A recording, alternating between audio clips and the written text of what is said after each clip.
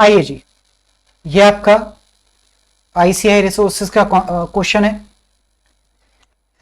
इसको जो है ये पढ़ते हैं और इसका जो सॉल्यूशन आप बुक में देखेंगे तो वो आपको सिर्फ ए लिमिटेड की कॉन्टेक्स्ट में दिखेगा, मतलब जिसने परचेज करा है, परचेजर की कॉन्टेक्स्ट में। लेकिन मैं आपको यहां पे सॉल्यूशन सेलर और परचेजर दोनों का कराऊंगा। चलिए, कहता है कंपनी ए एक इंडियन कंपनी है whose functional currency is rupee, ठीक है, enters into a contract to purchase machinery from an unrelated local supplier company B, ठीक है, functional currency of company B is also rupee, ठीक है। ये दोनों ही, ये रुपी कटा हुआ था मैंने डाल दिया है, दोनों ही आपका रुपी वाली करेंसी उनकी फंक्शनल करेंसी है, दोनों आपका इंडिया में एग्जिस्ट करते हैं और जो आपका बी लिमिटेड है वो भी एक लोकल सप्लायर ही है, मतलब इंडिया में ही है, दोनों एक ही कंट्री में है, दोनों की फंक्शनल करेंसी क्या है, रुपी है। However the contract is denominated in USD, कहता है इन्होंने जो कॉन्ट्रैक्ट का प्राइस सेट किया है, प्राइस डिटरमाइन किया है, वो यूएस डॉलर में किया है। अच्छा, यूएसडी भी हो सकता है, फॉरेन करेंसी कोई भी हो सकती है, जरूरी नहीं है कि डॉलर ही हो। Since machinery is sourced by company B from a US based supplier, क्योंकि मशीनरी जो है वो यूएस बेस्ड सप्लायर से सोर्स करी गई थी कंपनी बी ने, मतलब कंपनी बी ने बाहर से परचेज करी और कंपनी ए को बेची, ठीक है, इस तरीके से इन्होंने करा है। लेकिन यहां पर जो क्वेश्चन है वो हमारा कंपनी ए ने बी से परचेज करी, बी ने ए को बेची, ये है, ठीक है। हमें उस बात से कोई मतलब नहीं है कि कंपनी बी ने यूएस बेस्ड सप्लायर से परचेज कर इधर बेची, वो अलग चीज हो गई, ठीक है। कहता है payment is due to company B on delivery of the machine, payment कब करनी है, कंपनी बी को पेमेंट करेगा कंपनी ए, जब डिलीवरी हो जाएगी, जब पेमेंट होगी, जब कंपनी बी डिलीवर कर देगा गुड्स तब पेमेंट होगी। इन्होंने जो कॉन्ट्रैक्ट करा है उसके की टर्म्स कुछ दे रखे हैं इन्होंने। कहता है कॉन्ट्रैक्ट या ऑर्डर डेट क्या है आपकी, 9 सितंबर 2011, 9 सितंबर वाले दिन ये दोनों लोग कॉन्ट्रैक्ट में आए कि भाई साहब हम डिलीवरी करेंगे 31 दिसंबर 2011 को मशीन की और उसकी आप पेमेंट कर देना। और कितनी पेमेंट करोगे, 10 लाख डॉलर, 10 लाख यूएसडी हम पेमेंट करेंगे, ठीक है सर। इसके बाद में ये बड़े काम के रेट होते हैं, जो एक्सीडेंट प्रोन एरिया है वो यही है कि यहां पर आपने अगर रेट में गड़बड़ कर दी तो दिक्कत आ जाएगी, ठीक है सर।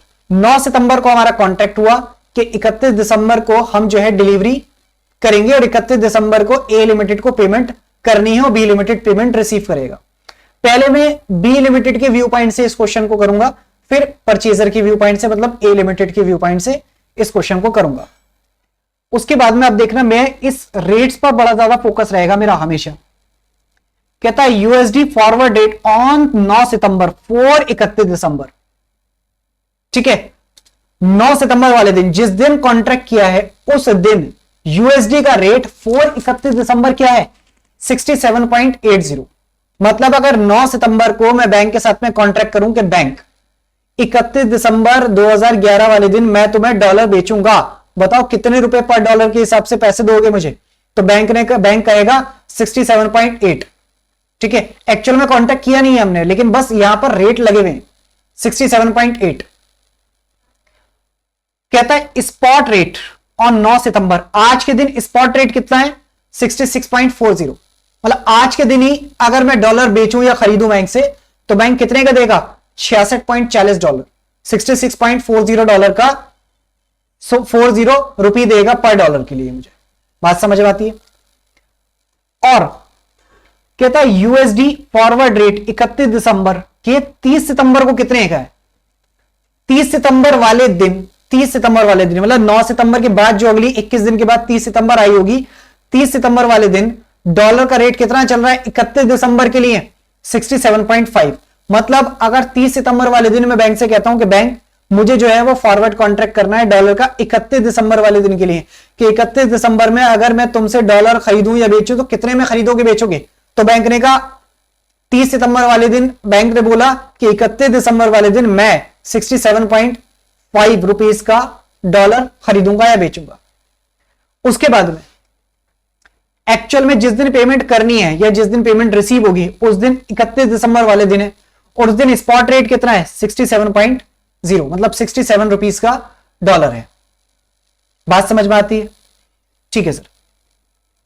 कहता है company A is required to analyze if the contract for purchase of machinery, capital asset from company B contains an embedded derivative and whether this should be separately accounted for on the guidance given in the Ind AS 109। हाँ भाई, आपका derivative contract इसमें include है। क्यों? क्योंकि आपका ये जो ट्रांजैक्शन है वो आपका ट्रेडिशनल नहीं है, मतलब मार्केट में इस तरीके से नहीं चलता है कि दोनों करेंसीज, दोनों सेम कंट्री वाली, सेम करेंसी यूसेज वाली जो कंपनीज हैं वो किसी फॉरेन करेंसी में ट्रांजैक्शन कर रहे हैं। ये चीज आपका क्लोजली रिलेटेड नहीं माना जाता है, ठीक है, ये चीज प्रचलन में नहीं है। तो हम क्या बोलेंगे कि आपका जो डेरिवेटिव कॉन्ट्रैक्ट है ये आपका क्लोजली रिलेटेड नहीं है, दैट्स वाई इसको सेपरेट करना पड़ेगा, ठीक है। उसके बाद में कहता है also give necessary general entry for accounting the same, ठीक है। अब हमसे यहां पर कंपनी ए की जनरल एंट्रीज हमसे मांगेंगे, लेकिन हम कंपनी बी की भी करेंगे और कंपनी ए की भी करेंगे। आइए जी सॉल्यूशन पे आते हैं।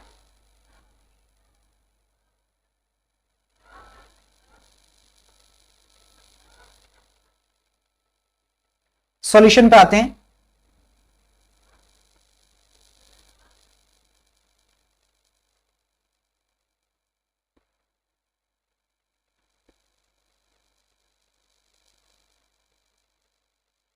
कंपनी बी की अकाउंटिंग। कंपनी बी, मुझे आप बताओ कंपनी बी होस्ट कॉन्ट्रैक्ट की अकाउंटिंग कितने अमाउंट से करेगी? जनरल एंट्री तो आगे चल के डालेंगे, लेकिन हम पहले से ही निकाल के रखते हैं कि होस्ट कॉन्ट्रैक्ट क्या है आपका, sale of goods. Host contract मतलब मेन कॉन्ट्रैक्ट। एक्चुअल में तो मेन कॉन्ट्रैक्ट किस चीज का किया है इन्होंने, सेल ऑफ गुड्स का किया है ना, साथ में एम्बेडेड डेरिवेटिव को एम्बेड कर दिया हमने। तो जो डेरिवेटिव है वो आपका क्या हो गया, एक तरह से वो डेरिवेटिव कॉन्ट्रैक्ट अलग हो गया और होस्ट कॉन्ट्रैक्ट हो गया आपका सेल ऑफ गुड्स का। तो host contract sale of goods, इसको हम कितने रुपए पर अकाउंटिंग करेंगे? अब देखो कंपनी बी क्या बोलेगा, कंपनी बी बोलेगा साहब 10 लाख डॉलर मल्टीप्लाई बाय, अगर मैं रुपये में बेचता तो कितने का बेचता, रुपये में अगर बेचता तो कितने का बेचता। तो हम बोलेंगे कि साहब 9 सितंबर वाले दिन, अगर आपको 31 दिसंबर वाले दिन एक्चुअल में 10 लाख डॉलर मिलने हैं, ठीक है, तो आप उसको फॉरवर्ड रेट पे कन्वर्ट करते। कौन से रेट के कौन से फॉरवर्ड रेट पे? जो 31 दिसंबर के लिए है। कब? 9 सितंबर वाले दिन, क्योंकि 9 सितंबर को कॉन्ट्रैक्ट हुआ है। कितने पर करते आप? 67.80 पर करते। तो आप यहां पर क्या बोलोगे, 10 लाख डॉलर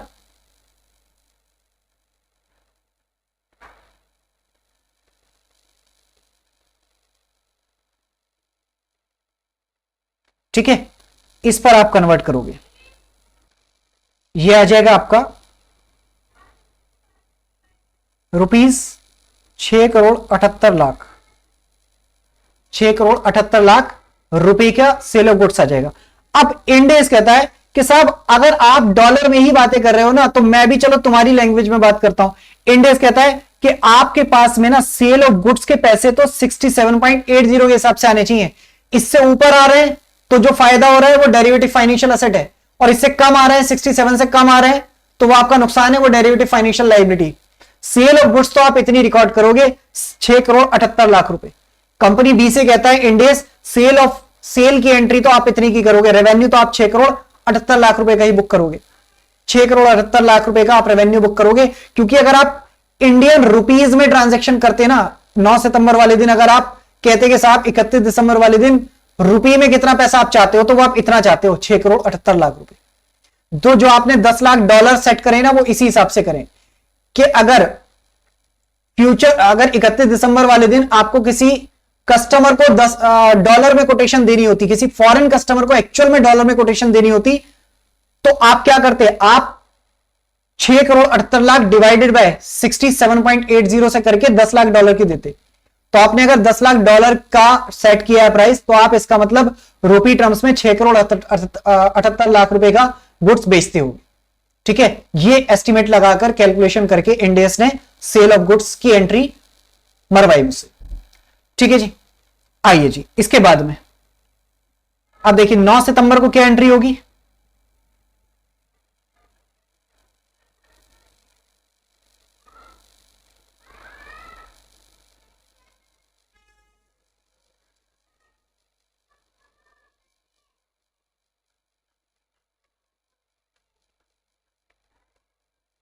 नो एंट्री, क्योंकि इस दिन तो कोई भी मेरी ट्रांजैक्शन हुई नहीं है, इस दिन तो कोई भी ट्रांजैक्शन मेरी हुई नहीं है। 9 सितंबर को नो एंट्री। उसके बाद में देखो मुझे ना 30 सितंबर का एक रेट दे रखा है, 30 सितंबर वाला रेट दे रखा है, तो 30 सितंबर वाले दिन एक एंट्री पास करेंगे हम।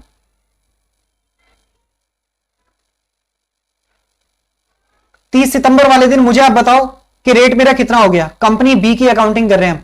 30 सितंबर वाले दिन रेट हो गया आपका 67.5, 67.5 का रेट हो गया। ठीक है, तो अब मेरा क्या हो गया, मेरी नजर में तो मेरा नुकसान हो गया, क्योंकि मैं सेल की एंट्री करूंगा 67.80 से। तो इंडेस ने क्या बोला था कि अगर तुम डॉलर के हिसाब से देखो तो तुम्हें डॉलर अब कम मिलेंगे, कम कम डॉलर मिलेंगे। अगर आज के हिसाब से देखो तो डॉलर कम मिलेंगे, क्योंकि 67.5 हो गया रेट। ठीक है, तो तुम्हारा नुकसान हो गया। तो तुम क्या बना लोगे, डेरिवेटिव फाइनेंशियल लायबिलिटी, क्योंकि तुम एक्चुअल में क्या है, तुम सट्टा हार रहे हो। तो आप एंट्री करोगे पीएल डेबिट टू डीएफएल। कितने से एंट्री होगी, 67.80 माइनस 67.50 मल्टीप्लाई बाय $10 लाख। ठीक है, 67.80 से हम एंट्री बुक करने वाले हैं। हम ये उम्मीद कर रहे हैं कि हमें $10 लाख 67.80 से मिलेंगे, और डॉलर का रेट अब 30 सितंबर वाले दिन घट गया, 67.5 हो गया। तो हमारा 0.30 पर डॉलर का नुकसान हो गया। तो $10 लाख पर कितना नुकसान हो जाएगा, $3 लाख का। ठीक है, तो $3 लाख का हमारा ही नुकसान हो गया।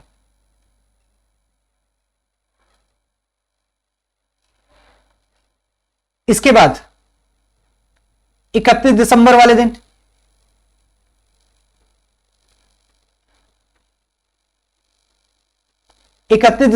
दिन, आप मुझे बताओ स्पॉट रेट कितना हो गया। सर 31 दिसंबर वाले दिन और रेट घट गया। देखो अब तो एक्चुअल ऑन द स्पॉट फैसला हो जाएगा। तो आज 67 रुपीज का डॉलर हो गया। ठीक है, तो हमारा तो और नुकसान हो गया, क्योंकि हमें तो डॉलर रिसीव होना है, मुझे डॉलर रिसीव होना है, तो डॉलर जितना घटेगा मेरा नुकसान है। ठीक है, 67 मतलब मैं सट्टा हार रहा हूं।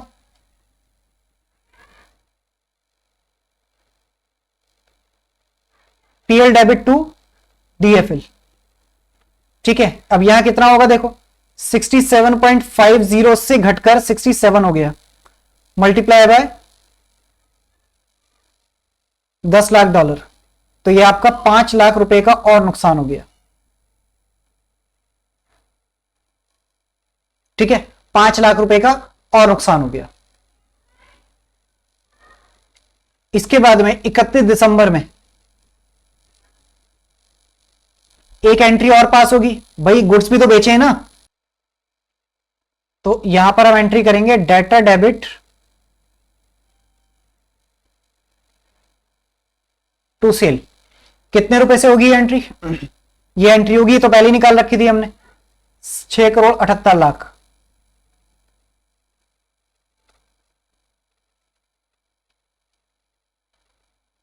कैसे सर, $10 लाख मल्टीप्लाई बाय 67.80, 6,78,00,000 रुपए से यह एंट्री आपकी पास हो जाएगी।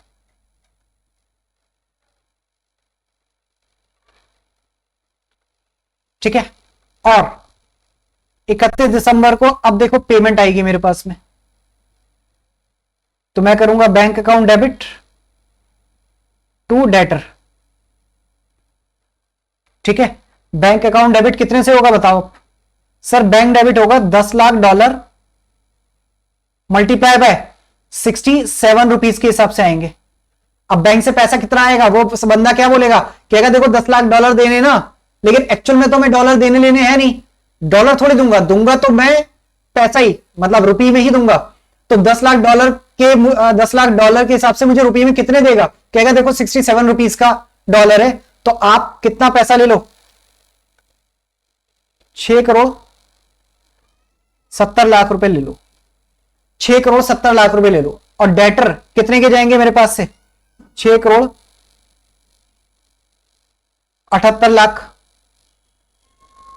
ठीक है, अब ये जो पैसे कम आए ये क्या है, ये एक्चुअल में मैंने अपनी लाइबिलिटी चुकता कर दी, डीएफएल डेबिट।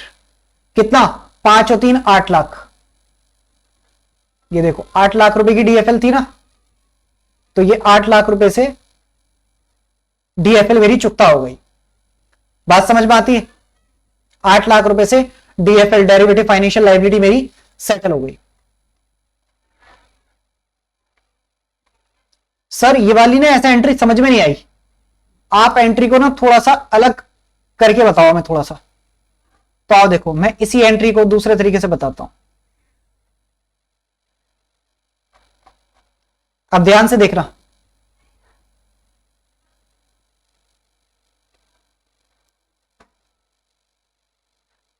और यहां पर हम बोले कि साहब बैंक से मैं कहूं 6 करोड़ 78 लाख रुपए दो, मैं कंपनी बी से क्या बोलूं कि भाई देखो 6 करोड़ 78 लाख रुपए मुझे बैंक से दो, क्योंकि गुड्स तो मैंने 6 करोड़ 78 लाख के ही बेचे हैं तुम्हें। ठीक है, और मैं तुम्हें अलग से जो मैं सट्टा हारा हूं उसके पैसे अलग से दे दूंगा। Derivative financial liability debit 8 lakh to bank 8 lakh. बात समझ आती है, इस तरीके से भी आप समझ सकते हो। मतलब उसने कहा भाई 8 लाख रुपए आप हारे भी तो सट्टे में से, तो वो मुझे आपको देने थे। और 6 करोड़ कंपनी बी ने बोला, कंपनी ए ने बोला मुझसे कि भाई देखो तुम सेल के नाम पे 6 करोड़ 78 लाख रुपए मुझे देने हैं तुम्हें। कंपनी ए ने कंपनी बी से बोला, ठीक है, जिसकी हम अकाउंटिंग कर रहे हैं उससे बोला कंपनी ए ने कि 6 करोड़ 78 लाख रुपए मुझे सेल के देने हैं तुम्हें, और 8 लाख रुपए का तुम सट्टा आ रहे हो वो तुम्हें मुझे देने, तुम नेट तुम्हें 6 करोड़ 70 लाख ही दे देता हूं। तो यहां तो ऐसा हुआ। ठीक है, इस तरीके से हमने कहा कि जी bank account debit 6 crore 70 lakh और डेटर चलेगा 6 करोड़ 78 लाख के, और डीएफएल जो थी वो मेरी सेटल हो गई क्योंकि बैंक से पैसे कम मिले तो एक तरह से मैंने उसको दे दिए, फाइनेंशियल लायबिलिटी मैंने चुकता कर दी। या फिर मैं कहूं नहीं नहीं पूरे मुझे पहले पैसे दो, पूरे 6 करोड़ 78 लाख रुपए जो सेल के थे, और जो मैं सट्टा हारा हूं 8 लाख रुपए का वो मैं तुम्हें अलग से पेमेंट करूंगा। तो भी तो आप देखो नेट बैंक कितना ही आया मेरे पास में, 678 आए और 8 लाख चले गए, तो 670 ही आया एक्चुअल में, और वही इसका नेट यहां पर हम दिखा रहे हैं। बात समझ में आती है, तो इस तरीके से भी हम समझ सकते हैं। तो यहां पर ये अकाउंटिंग इसकी सेटल हो गई। अब सर कंपनी बी, कंपनी ए अकाउंटिंग कैसे करेगी?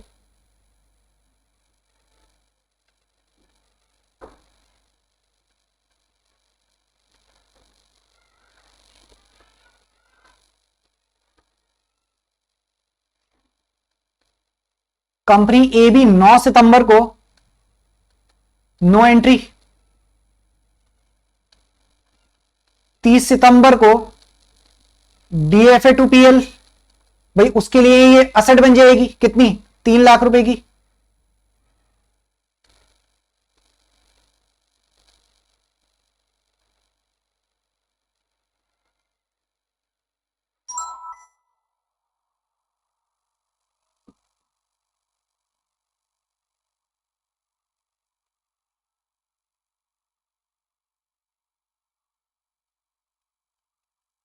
ठीक है, और फिर से डीएफए 31 दिसंबर,